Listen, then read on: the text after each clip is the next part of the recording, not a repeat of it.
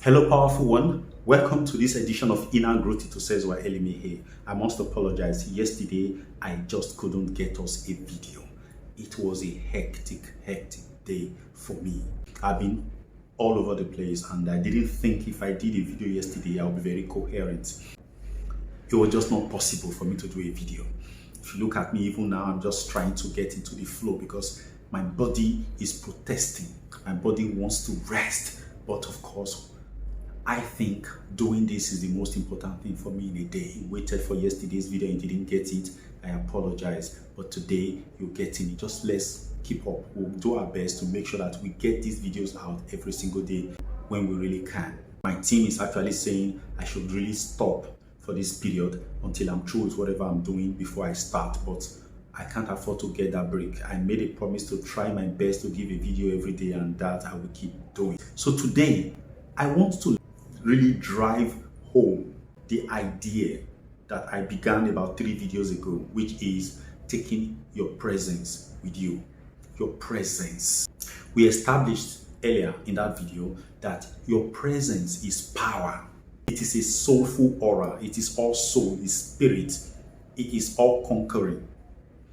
But a lot of us, when we step out to do whatever it is we are going to do, when we come into contact, because when we talk about stepping out, and we are talking about coming into contact with people, with other life forms, okay? So some of us, when we step out, when we come into contact with other life forms, we are either escaping or succumbing. Sometimes we are imposing. It is this presentation of self in contact situation that is responsible for all of the experiences of life that we have. How does that work? Well, we go into this when we come back from this short break. I am Osezuah Anthony Elimihe. You know me. I am in the game of helping you grow from inside out. That is the dream.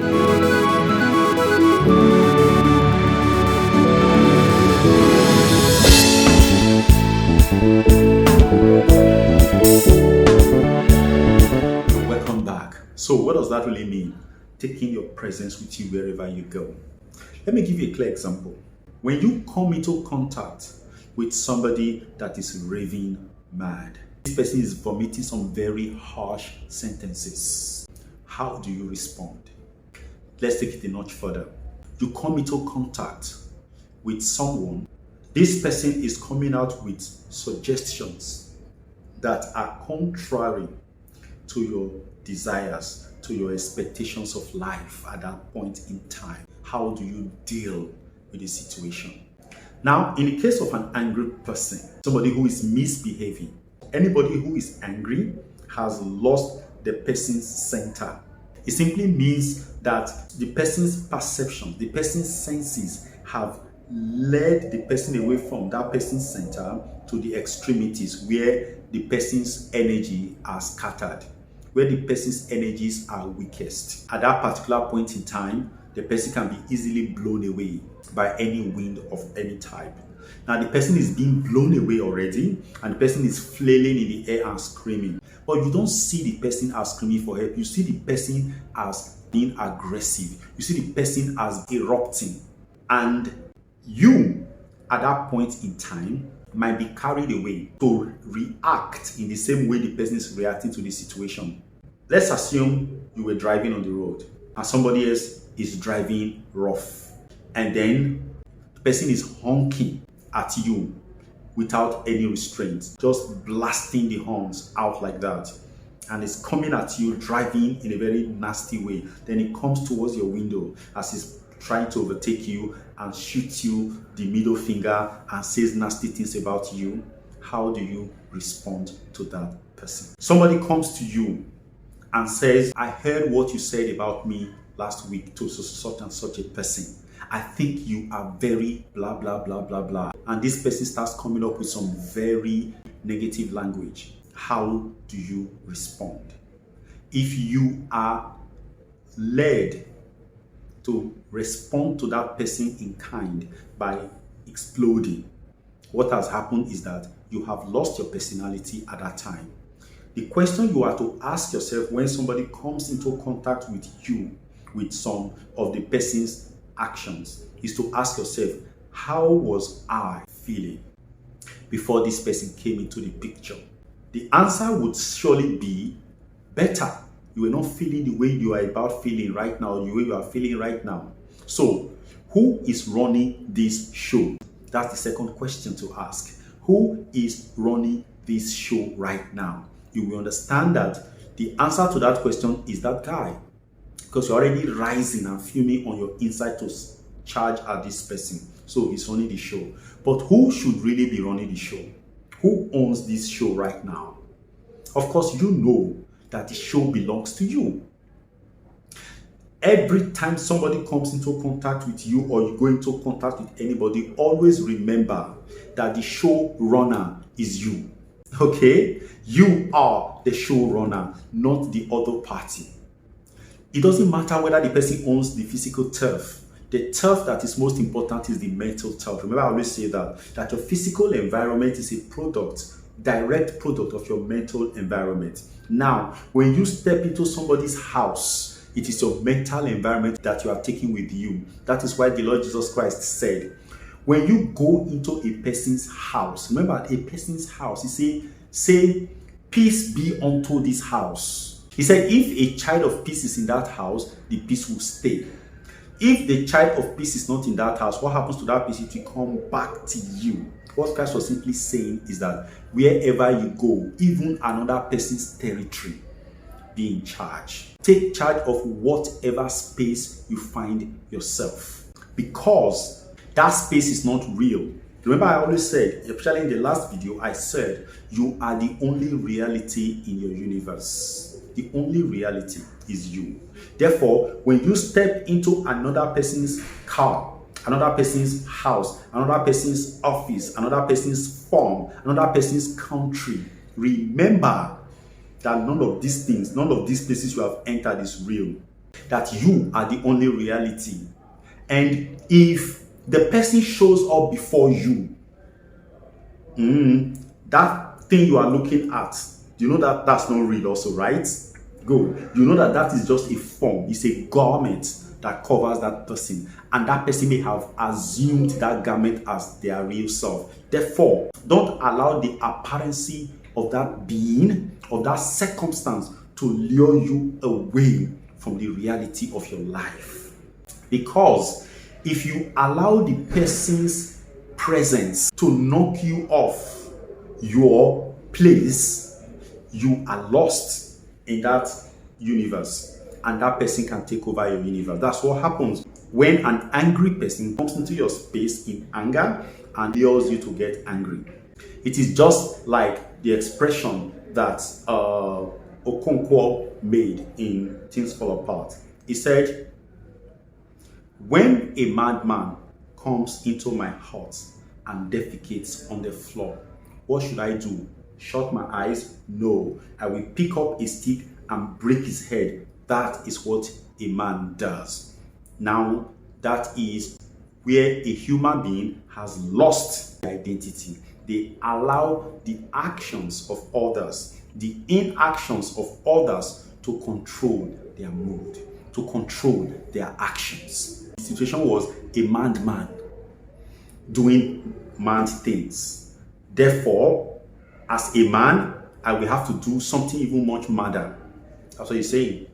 First of all, your presence should not even accommodate a madman to even carry out any action anyway. But if it does happen, you see it as one of the gifts from the universe and you take it within your strides. A lot of people have gone into real problems, serious mess, all because they have allowed the actions or the inactions of another to affect them, to lure them into actions. Because I have always said that others will always play their game. Life always brings games to us. We must not allow the game life brings to us to stop our own game. That's what I'm saying. Take yourself wherever you go. There's another thing I want to remind you here. This is one of the mentalities that is so powerful And it is the mentality that conquered like 2/3 of the world. The mentality that conquered India and ruled it. The mentality that conquered most of all of Africa and ruled it. The mentality that conquered America and ruled it. Now listen to me very carefully. I am not saying that colonialism is a good thing. It's a dastardly thing. It's an evil thing. But what was the mindset behind the colonialists, that the British colonialists? What was their mindset? It was simple. One simple expression. An English man takes his law wherever he goes. Now, I don't know what you know that to mean. What that simply means is that the Englishman takes his personality, his attitude, his identity all over the world and plants it there. The Englishman tries to convert every human being to fall in line with the game that it is playing. They made Africans play the English game. They made Asians play the English game. The Chinese tried to stop them for many years and they paid dearly for it. Yes, they didn't go into China and rule them, but China paid a lot. America, they went in there and imposed themselves. It is a winning formula for life. Take your identity with you wherever you go. Don't allow anybody, no matter how crazy they are, turn you to a madman or a mad woman. Same thing is, a lot of people do not know how to say no to things they would have said no to. Their mind does not want to do certain things. But because of their upbringing, they learn to subjugate their identities to those of others. So when they should have said no, they say yes. And some say yes and become wily and start, trying to wiggle out of this circumstance, which is really not good enough. Learn to look at people in their eyes and say no, when no is liberating. Now, when you cannot say no, when you should be saying no, means that your personality is shrunken. It means that you are very weak. It means that you are either water or earth. You are that low, at that level. So when you come into contact with a fire personality, you will be subjugated time and time again. See, some of the reasons all the things we ask from life or God are not appearing to have been given to us is because of this. Reality sees reality. Life is real. The source or God is real. And you have to be real to be seen by the source. If you remember the Bible, the story of Adam and Eve, at the moment Adam sinned, he lost his place. And God, according to the Bible, used to come in the cool of the evening to interact with Adam. So God came as usual. You see, God always comes as usual.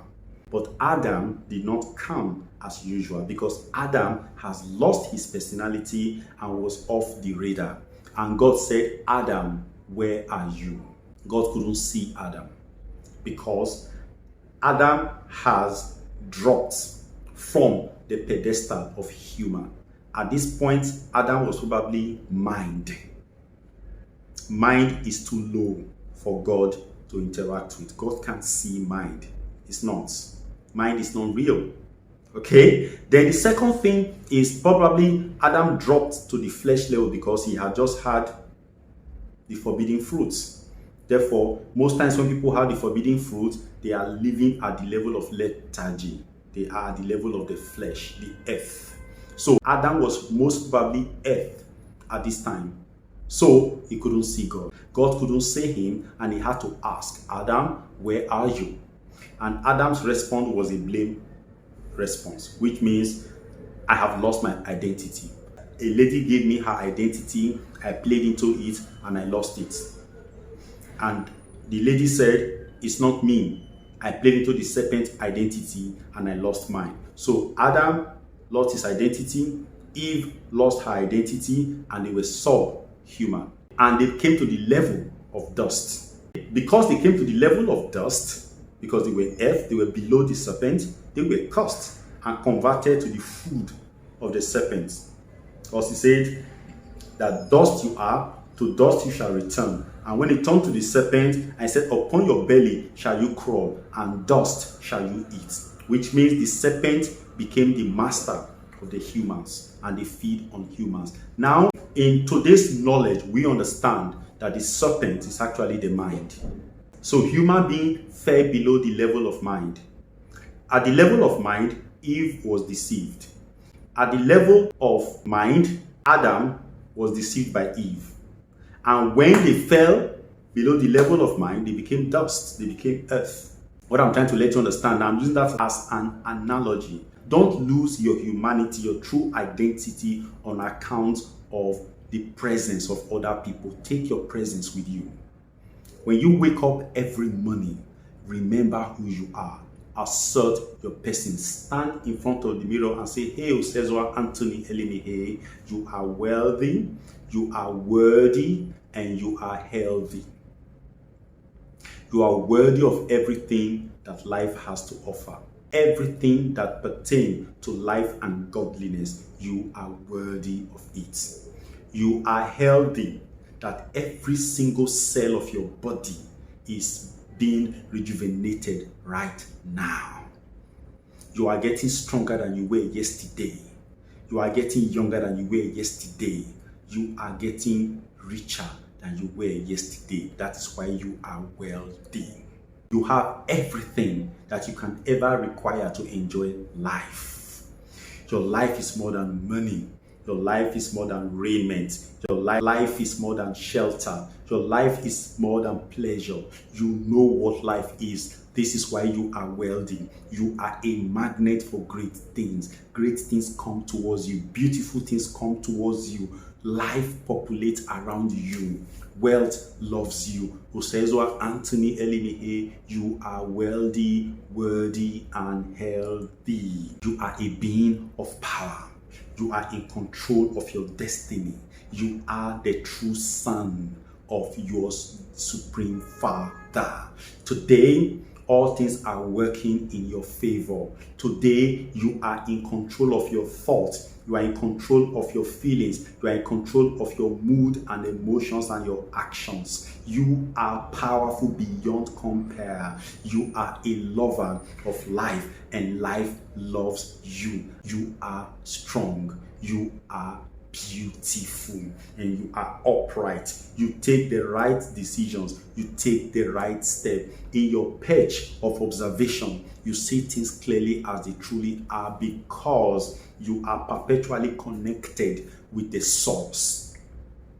Now, when you give yourself this kind of remembrance, you are not creating anything new by saying all of these things. You are just reminding your inner being that you are connected with it, that you remember and you appreciate being connected with it. And that is it.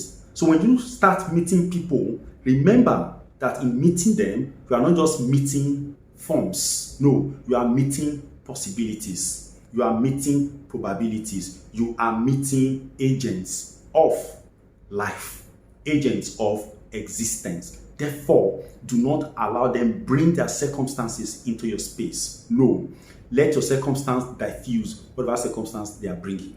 Now, when somebody comes with a superior circumstance that you know is in line with your desired circumstance, you connect with it. No, don't lose yourself to that person. No, connect with that circumstance the person is bringing in and say, this is what I love. So when you meet people who are energetic, who are happy, you connect with them at that level. When you meet people who are injurious, who are damaged, and they are coming with their damaged mentality, you just tell them, oh, you've been having a bad day, my brother, my sister. God bless you, but I am not available for this. Stay where you are, and then you will find power. If you can stay where you are consistently for 1 month, for every single day, even if you made a mistake once along the line, no problem. But if you can continue, if you can keep recovering and coming back to where you are consistently, my friend, you are going to begin to see changes around you. And don't allow the changes around you take you away. Lock on and keep up with your identity. Don't allow the actions of others. Stop your action and now make it to be playing along that action. That's what you do when somebody comes with negativities. When somebody comes with insult, you return insult to the person. You have ceased whatever you were doing and you have begun to play the game that person has brought. When somebody comes with salacious, suggestive language or thoughts and you fall into it, you find yourself talking dirty and you even find yourself tumbling in the haystack, doing things you shouldn't have done, you have allowed that person to take over your life. Keep your life intact. Don't impose your life on other people, but don't allow other people to just ride roughshod over you. Be firm. Remember that expression. The Englishman takes his laws wherever he goes. So the true human being, a person of identity, takes their laws wherever they go. And remember that there is only one thing the universe cannot do: to disrespect your laws. That is why a criminal can succeed in this world big time, because the universe will never upturn the law of any man. But when you have finished your cycle, you will face judgment for everything you have done. Therefore, why don't you just live life the way you love it, the way you desire it, so that you will face judgment for it after all? So what kind of life do you intend to have? You can have it. What are the modalities circumstances are suggesting to you, your mind is suggesting to you? Are they good enough to get your goals? If you think that's what you want to do, go for it. Don't shrink and let I dare not stand in the place of I will. I'm speaking like Lady Macbeth right now. Because whatever you do not do, out of fear, you have done it. If fear stops you from doing things, you have done that thing. So live your life to the fullest. Please, live your life. Don't allow people come into your space and take it over. That's what I'm telling you today. Take your presence wherever you go. Don't let people shock you out of your space. Remain in your space all the time and you will succeed. Thank you.